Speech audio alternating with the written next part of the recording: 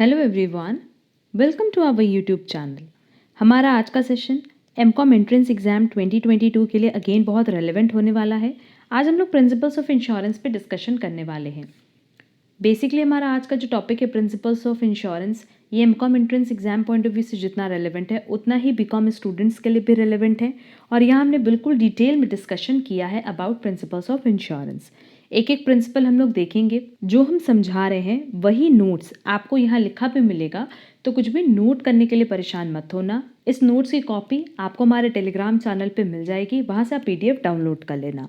अब देखो, अगर हम लोग बात करें प्रिंसिपल ऑफ इंश्योरेंस की, तो लिखा है the concept of insurance is risk distribution among a group of people, hence cooperation becomes a basic principle of insurance. ये तो हमने पहले भी बताया ही कि जर्नल इंश्योरेंस की अगर बात करें तो जर्नल इंश्योरेंस में जनरली हम लोग क्या करते हैं कि 100 लोगों से पैसा लेते हैं, इंश्योरेंस कंपनी 100 लोगों से पैसा लेती है और जिस एक या दो लोगों का लॉस होता है उनको वो पेमेंट कर देती है।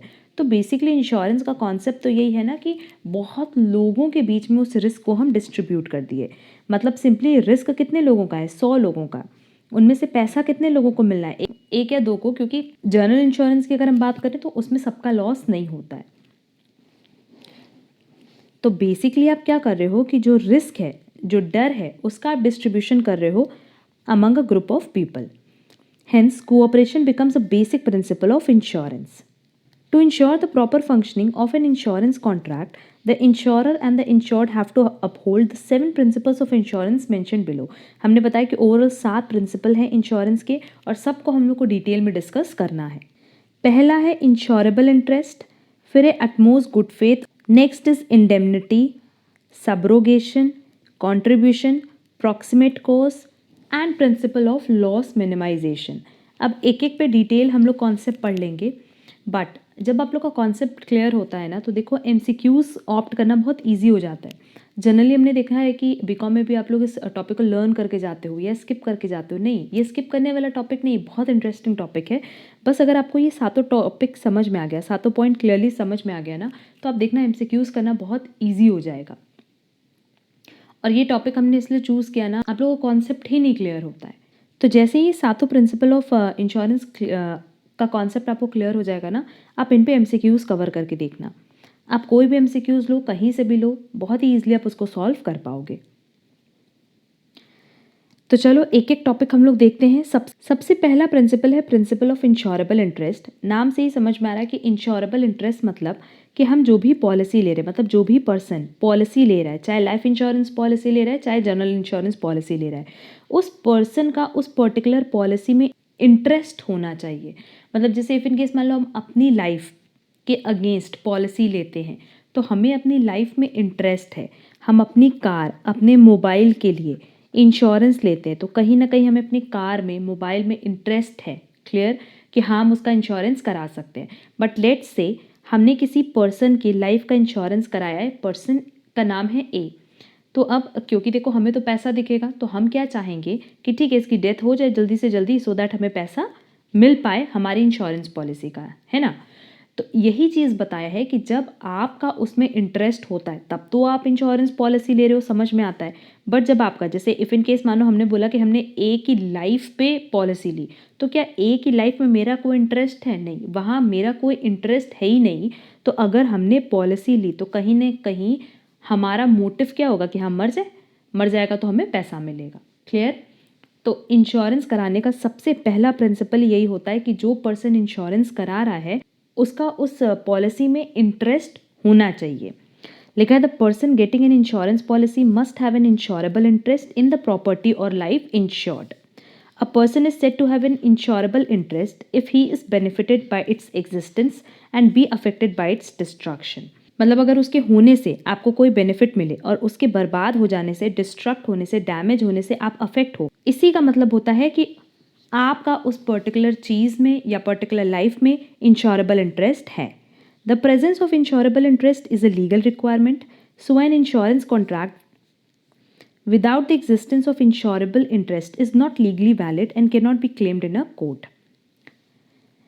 क्लियर कि किसी भी इंश्योरेंस पॉलिसी की बात करो उसमें इंश्योरेबल इंटरेस्ट होना ज़रूरी है, और इंश्योरेबल इंटरेस्ट होगा तभी उस डॉक्यूमेंट को, उस कॉन्ट्रैक्ट को हम लीगल मानेंगे। अगर इंश्योरेबल इंटरेस्ट नहीं है तो क्या कोर्ट उस पर्टिकुलर कॉन्ट्रैक्ट को लीगल मानेगी? नहीं। The intent behind this principle is that the insured must be in a position to financially suffer if a loss occur. अब इफ इन केस मान लो हमने अपनी कार के लिए इंश्योरेंस कराया, तो कार का अगर लॉस होगा तो सच में हमें फाइनेंशियल लॉस होगा। अगर हमने अपनी लाइफ के लिए इंश्योरेंस कराया तो मेरी डेथ पे मेरी फैमिली सफ़र करेगी ना, तो वहाँ भी क्या होगा, फाइनेंशियल लॉस होगा। तो वो एक्चुअल में हमारी लाइफ को या हमें फाइनेंशियल लॉस होगा।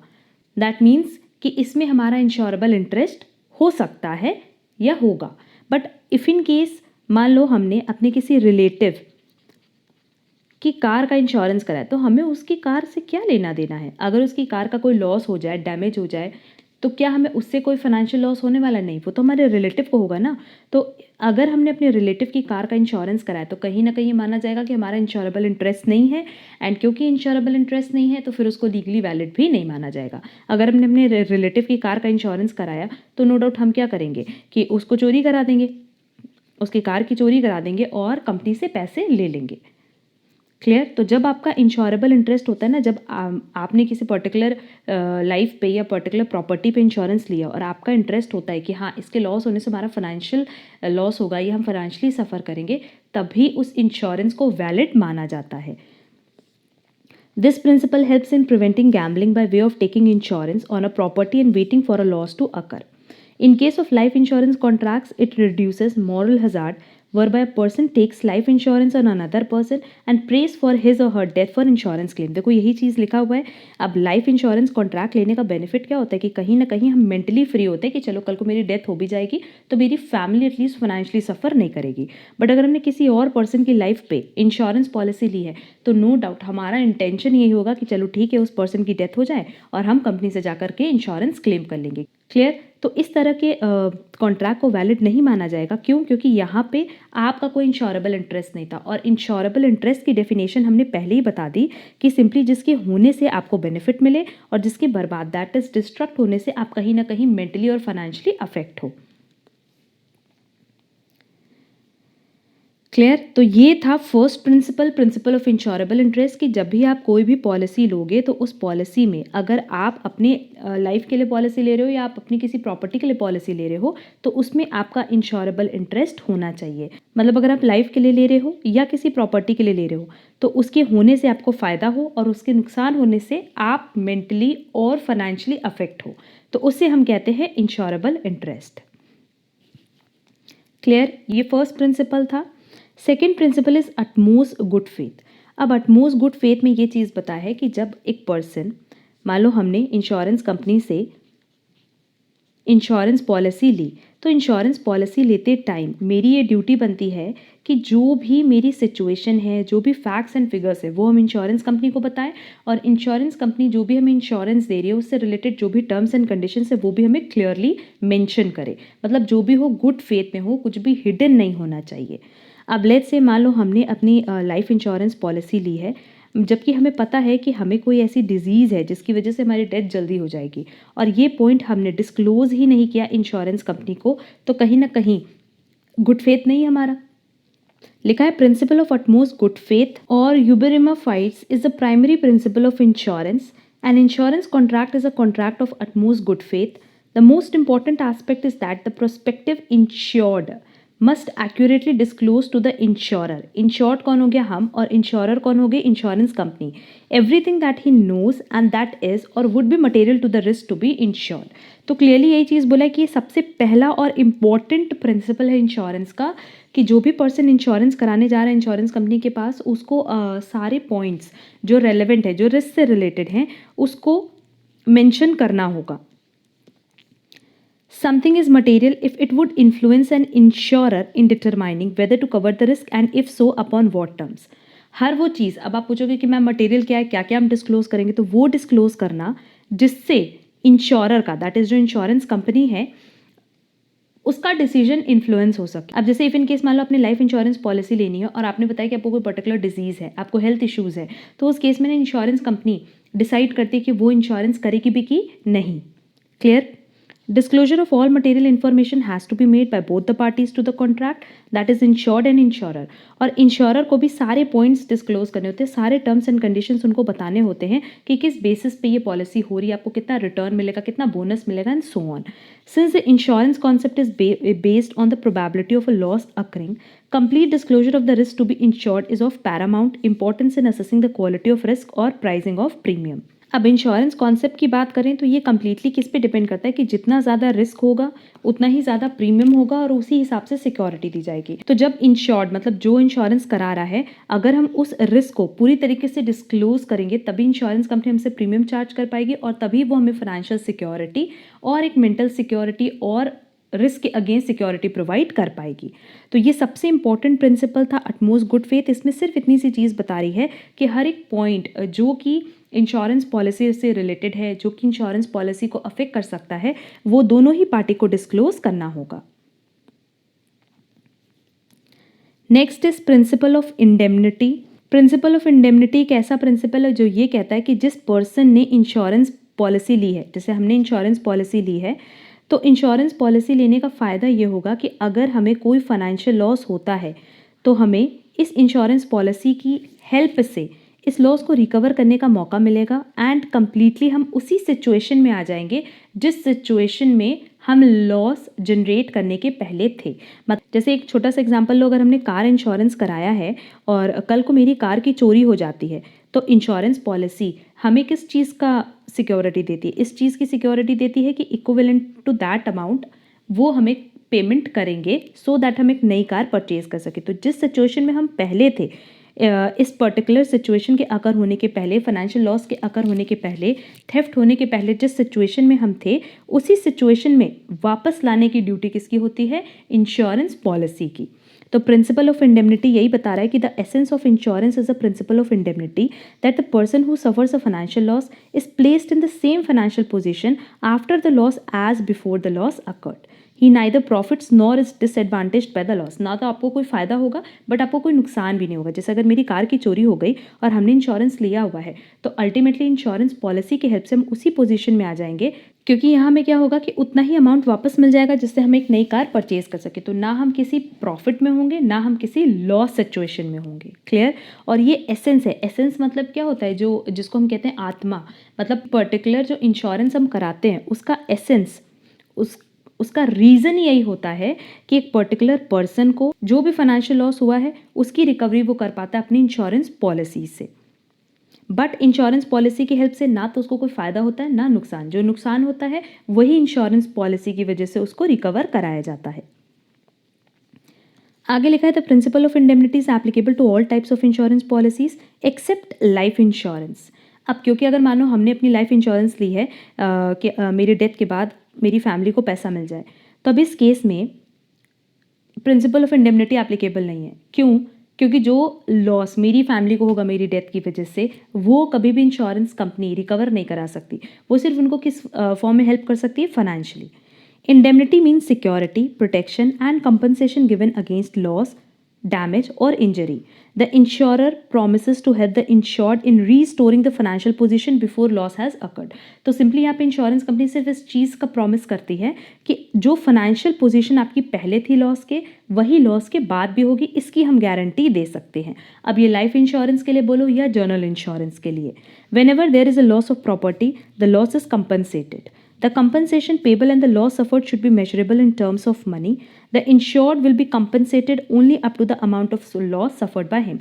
जितना एक्चुअल में आपको लॉस हुआ होगा सिर्फ उतनी ही आपको रिकवरी कराई जाएगी. इसीलिए हमने स्टार्टिंग में बताया कि ना आपको कोई फ़ायदा होता है बट आपको कोई नुकसान भी नहीं होगा. All insurance policies mention the sum insured which represents the maximum liability under the contract. जब आप कोई भी इंश्योरेंस पॉलिसी लेने जाते हो ना तो वहाँ पे एक मेंशन कर देता है कि मैक्सिमम आपको कितना पेमेंट वो करेंगे. Depending upon the type of insurance policy, the sum insured represents the value of a car, the value of a house, the estimated medical expenditure, the amount that would take care of a family's financial needs in case of the breadwinner's death. Clear? तो जब भी आप insurance policy लेने जाते हो तो उसमें एक मैक्सिमम लायबिलिटी लिखी रहती है कि इस इंश्योरेंस पॉलिसी के तहत कितनी मैक्सिमम लायबिलिटी इंश्योरेंस कंपनी की होगी, और वो मैक्सिमम लायबिलिटी बेसिकली आप किस पे एस्टिमेट करते हो, अपनी कार की वैल्यू पे, घर की वैल्यू पे, मतलब जिस भी चीज़ का आपने इंश्योरेंस कराना है उसी की वैल्यू पे आप ये बता देते हो कि कितनी मैक्सिमम लिमिट तक आपको रिटर्न चाहिए, सो दैट आपका जो भी फाइनेंशियल लॉस होगा उसकी रिकवरी कराई जा सके। तो प्रिंसिपल ऑफ इंडेमनिटी सिर्फ यही चीज़ बताती है कि ये एक ऐसा प्रिंसिपल है जिसमें बताता है कि इंश्योरेंस पॉलिसी का फ़ायदा ये होगा कि आप फाइनेंशियल लॉस के पहले जिस सिचुएशन में थे उसी सिचुएशन में आप वापस आ जाओगे with the help of your insurance policy. Clear. और प्रिंसिपल ऑफ इंडेमनिटी हमने बताया कि लाइफ इंश्योरेंस पॉलिसी पे एप्लीकेबल नहीं होता, क्योंकि अगर किसी पर्सन की डेथ हो जाए तो उसको रिटर्न लाना पॉसिबल नहीं है। हाँ, उसकी जगह जो भी फाइनेंशियल लॉस हो रहा था फैमिली को, उसकी रिकवरी इंश्योरेंस पॉलिसी कराती है। अब नेक्स्ट प्रिंसिपल है सब्रोगेशन। सब्रोगेशन मतलब सिंपली क्या होता है कि लेट्स से दो पार्टी है ए और बी। ए इंश्योरेंस कंपनी है और बी वो पर्सन है जिसने इंश्योरेंस कराया है, दैट इज इंश्योर्ड पर्सन। अब इस इंश्योर्ड पर्सन को कोई लॉस हुआ, बट ये जो लॉस है ना ये किसी थर्ड पार्टी की गलती से हुआ है। तो इंश्योरेंस कंपनी क्या करती है, बेसिकली प्रिंसिपल ऑफ सब्रोगेशन ये बोलता है कि जो इंश्योरेंस कंपनी है वो इंश्योर्ड को, दैट इज़ बी को, तो जो भी लॉस हुआ है उसकी रिकवरी करा देगी। But after that insurance company third party के पास जाएगी और थर्ड पार्टी की गलती से जो लॉस हुआ है उसकी रिकवरी कौन करेगा, इंश्योरेंस कंपनी। तो ये प्रिंसिपल ऑफ सब्रोगेशन सिर्फ इतनी सी चीज़ कहता है कि जिस पर्सन का लॉस हुआ है, मतलब जिसने इंश्योरेंस कराया था, पहले तो इंश्योरेंस कंपनी उनको पेमेंट कर देगी, उसमें कोई डाउट नहीं है, बट बाद में थर्ड पार्टी जिसकी गलती से ये लॉस हुआ है उससे भी रिकवरी करने का राइट है इंश्योरेंस कंपनी के पास। क्लियर। यहाँ लिखा है कि subrogation is a right of an insurer. Insurer कौन है, इंश्योरेंस कंपनी जिसने इंश्योरेंस किया है, to legally pursue a third party who caused a loss to its insured. मतलब इंश्योरेंस कंपनी के पास ये राइट है कि वो उस थर्ड पार्टी को जिसकी गलती की वजह से इंश्योर्ड पर्सन को लॉस हुआ है वो उसको लीगली परस्यू कर सकती है, मतलब वो उसके अगेंस्ट कोर्ट में एक्शन भी ले सकती है। When you file a claim with the insurance company and another driver or party is at fault, the insurance company will generally, तो उस केस में इंश्योरेंस कंपनी क्या करती है, pay the claim in order to indemnify you. सबसे पहला काम तो वो यही करती है कि आपका जो भी लॉस है, दैट इज इंश्योर्ड पर्सन का जो भी लॉस है वो इंश्योरेंस कंपनी रीपे कर देती है, cover your damages and injuries. And उसके बाद जो इंश्योरेंस कंपनी है वो, उसके पास राइट है कि seek to recover the money they paid और at least a part of it from the parties that are at fault in the accident. और जिस थर्ड पार्टी की वजह से इंश्योर्ड पर्सन को लॉस हुआ है, इंश्योरेंस कंपनी के पास ये राइट है कि वो पूरा पैसा उनसे रिकवर कर सकती है, या एटलीस्ट जितना उन्होंने रीपे किया है, या कह सकते हो कि जितना लॉस थर्ड पार्टी की वजह से हुआ है उसका कुछ पार्ट तो वो रिकवर करती है from third party. According to the principle of subrogation, when the insured is compensated for the losses due to damage to his insured property, then the ownership right of such property shifts to the insurer. पहली चार line में सिर्फ यही बता रहा है कि मतलब जो प्रिंसिपल ऑफ सब्रोगेशन है उसमें ये बोला गया है कि जब इंश्योर्ड पर्सन को, यहाँ इंश्योर्ड पर्सन कौन है हमारे एग्जाम्पल के हिसाब से बी, जब बी को उसके लॉस के अगेंस्ट कंपनसेट कर दिया जाता है, किसके थ्रू, इंश्योरेंस कंपनी के थ्रू, दैट इज ए के थ्रू, तो उस केस में जो भी प्रॉपर्टी है अब उस पर किसका राइट होगा, ए का राइट होगा, मतलब ए के पास उसकी ओनरशिप होगी। The insurers right of subrogation arises only when the insurer has paid for the loss. तो जब इंश्योरेंस कंपनी ने लॉस के लिए पेमेंट कर दिया, दैट इज ए ने जब लॉस के लिए पेमेंट कर दिया, तो नो डाउट उस केस में ए ओनर हो जाएगा उस प्रॉपर्टी का जो कि पहले बी से बिलोंग करती थी। If the insured party gets a compensation for the loss suffered by him, he cannot claim the same amount of loss from any other party. It prevents the insured being indemnified from two sources in respect of the same loss.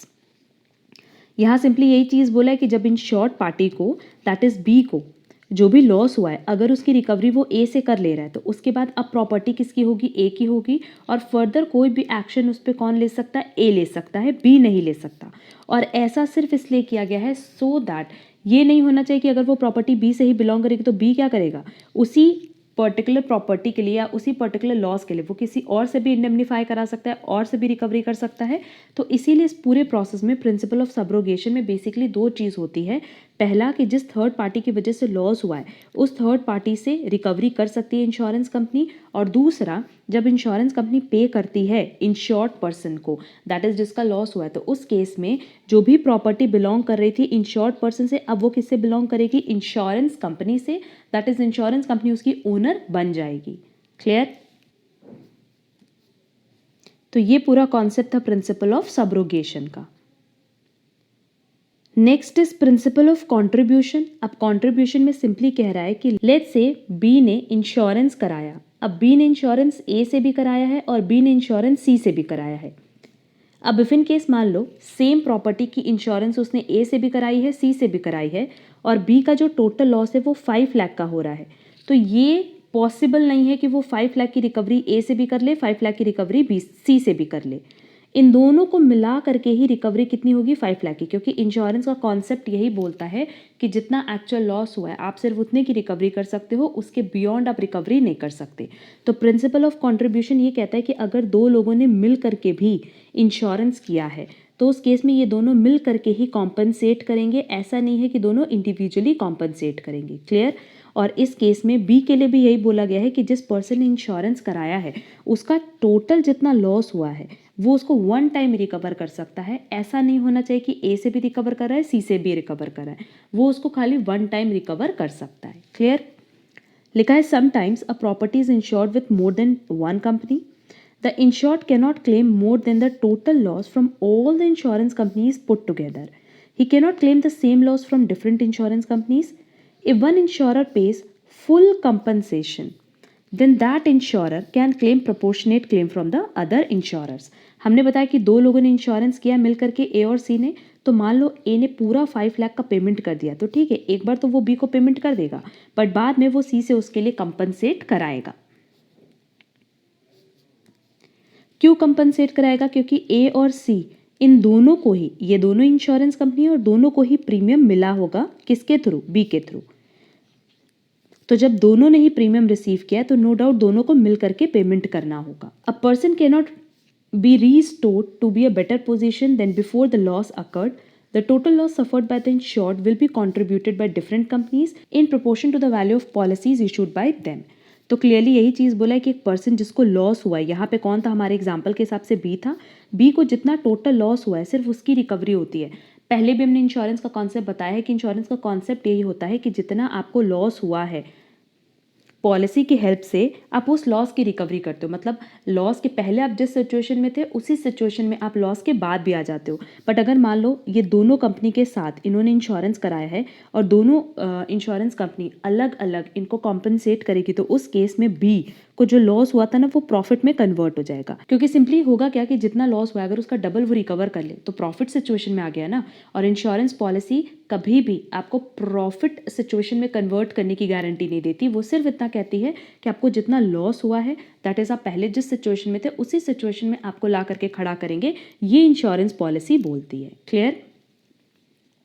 Again हम एक बार read कर दे रहे हैं। लिखा है person can not be restored to be a better position than before the loss occurred, the total loss suffered by the insured will be contributed by different companies in proportion to the value of policies issued by them. तो let's say B ने A और सी से जो policies कराई थी, ए से उसने policy ली थी 4 लाख की और सी से पॉलिसी ली थी 6 लाख की। तो कंपनसेशन किस रेशियो में होगा? 2:3 के रेशियो में, मतलब जितनी पॉलिसी थी उसी के बेसिस पे हम लोग रेशियो सेट करते हैं और उसी रेशियो में कॉम्पनसेशन होता है। क्लियर? तो ये प्रिंसिपल ऑफ कंट्रीब्यूशन था कि सिंपली एक पर्टिकुलर इंश्योर्ड पर्सन कितनी भी इंश्योरेंस कंपनीज से इंश्योरेंस करा ले बट जितना उसको टोटल लॉस हो रहा है सिर्फ वही लॉस वो रिकवर कर पाएगा। एंड अगर उसने मोर देन वन कंपनीज से इंश्योरेंस लिया है तो उस केस में जितनी भी इंश्योरेंस कंपनीज उसमें इन्वॉल्व थी सब मिल करके कॉम्पनसेट करेंगे। और ये जो रेशियो सेट होता है वो रेशियो सेट होता है on the basis of value of policies. Hopefully point clear होगा। नेक्स्ट हमारा प्रिंसिपल है प्रिंसिपल ऑफ प्रॉक्सिमेट कॉज। अब इसमें सिंपली ये चीज़ कह रहा है कि कई बार जब इंश्योर्ड पर्सन को लॉस होता है ना, तो उसका कई सारा कारण होता है, कई सारे रीजंस होते हैं। तो उनमें से वो रीज़न हम सेलेक्ट करते हैं जो सबसे ज़्यादा अप्रॉक्स हो, या सबसे ज़्यादा हम कह सकते हैं कि क्लोजेस्ट हो, उसी रीज़न को हम कंसिडर करते हैं। क्लियर? तो मेंशन किया है कि principle of proximate cause means when a loss is caused by more than one causes, the proximate और द नियरेस्ट और the closest cost should be taken into consideration to decide the liability of the insurer. क्योंकि जो सबसे nearest reason है उसी को अगर हम कंसिडर करेंगे तो ही हम एग्जैक्ट लायबिलिटी कैलकुलेट कर पाएंगे इंश्योरेंस कंपनी की। This principle is found very useful when the loss occurs due to series of events. The principle states that to find out whether the insurer is liable for the loss or not, the proximate, that is closest, and not the remote, that is farthest, must be looked into. तो हमें ये देखना होता है ना कि insurance company को payment करना भी है या नहीं, इंश्योरेंस कंपनी का एक्चुअल में लॉस हो भी रहा है या नहीं। और उसके लिए कई बार क्या होता है कि जब हमारे पास बहुत सारे इवेंट्स होते हैं लॉस के, तो उनमें से जो सबसे नियरेस्ट रीज़न होता है उसको हमें कंसिडर करके लायबिलिटीज़ का कैलकुलेशन करना होता है। However in case of life insurance the principle of proximate cause does not apply. इसमें नहीं अप्लाई हो सकता, क्योंकि अगर हम लोग बात करें डेथ की, तो डेथ का कोई भी कारण हो, डेथ को तो हम डेथ ही कंसिडर करेंगे। Whatever may be the reason of death, the insurer is liable to pay the amount of insurance. तो ये तो क्लियर है कि डेथ की कोई भी रीज़न हो, जब आपने लाइफ इंश्योरेंस पॉलिसी ली है तो उस केस में इंश्योरेंस कंपनी को पेमेंट करना ही पड़ेगा। बट हम अगर बात करें जनरल इंश्योरेंस की, तो जनरल इंश्योरेंस के केस में क्या होता है कि मान लो आपने कार का इंश्योरेंस कराया और उसमें कई सारे इवेंट साथ में हो गए, जैसे एक्सीडेंट हुआ, डैमेज हुआ, एंड साथ ही साथ वो चोरी भी हो गई। तो अब इसमें ना सबसे पहले हम लोग ये देखते हैं कि सबसे क्लोजेस्ट, सबसे नियरेस्ट रीज़न क्या है इस लॉस का, और फिर उस बेसिस पे हम इंश्योरेंस कंपनी का कैलकुलेशन करते हैं कि इंश्योरेंस कंपनी को यहाँ पेमेंट करना भी है या नहीं, क्योंकि जिस पर्पस से हमने इंश्योरेंस पॉलिसी ली है वो मेंशन होगा इंश्योरेंस पॉलिसी में, तो उसके बेसिस पे हम लायबिलिटी कैलकुलेट करेंगे। Under this rule, in order to determine whether a loss resulted from a cause covered under an insurance policy, a court looks for the predominant cause which sets into motion the chain of events producing the loss, which may not necessarily be the last event that immediately preceded the loss. तो simply यही चीज़ बोला है कि जब भी आप insurance policy लेते हो तो उसमें रीज़न लिखा रहता है कि आपने इंश्योरेंस पॉलिसी क्यों ली है, और अगर वही रीज़न सबसे नियरेस्ट रीज़न है तब तो इंश्योरेंस कंपनी आपको पेमेंट करेगी, अदरवाइज इंश्योरेंस कंपनी आपको पेमेंट नहीं करेगी। जैसे इफ इन केस मान लो इंश्योरेंस पॉलिसी आपने ली थी थेफ्ट के लिए, और जो रीज़न है अब उसमें कई सारे रीज़न है, एंड जो भी इवेंट हुआ है जिसकी वजह से आपको लॉस हो रहा है, उस इवेंट में अगर सबसे इंपॉर्टेंट रीज़न या सबसे नियरेस्ट रीज़न थेफ्ट है, तब तो इंश्योरेंस कंपनी आपको रीपे करेगी, अदरवाइज इंश्योरेंस कंपनी की कोई लायबिलिटी अराइज नहीं होगी। क्लियर? तो overall principle of proximate cost सिर्फ इतना कहता है कि जो नियरेस्ट रीज़न है अगर वो इंक्लूडेड है आपकी इंश्योरेंस पॉलिसी में, वो टर्म्स एंड कंडीशंस में दिया है इन इंश्योरेंस पॉलिसी, तब तो इंश्योरेंस कंपनी लायबल होगी आपको पे करने के लिए, अदरवाइज लायबल नहीं होगी। एंड दूसरी चीज़, जो लायबिलिटी हम कैलकुलेट भी करते हैं, अगर मान लो लायबल है तो लायबिलिटी का जो कैलकुलेशन है वो भी किसके बेसिस पे होता है, नियरेस्ट कॉज के बेसिस पे, नियरेस्ट रीज़न के बेसिस पे। होपफुली ये प्रिंसिपल भी सबको क्लियर होगा।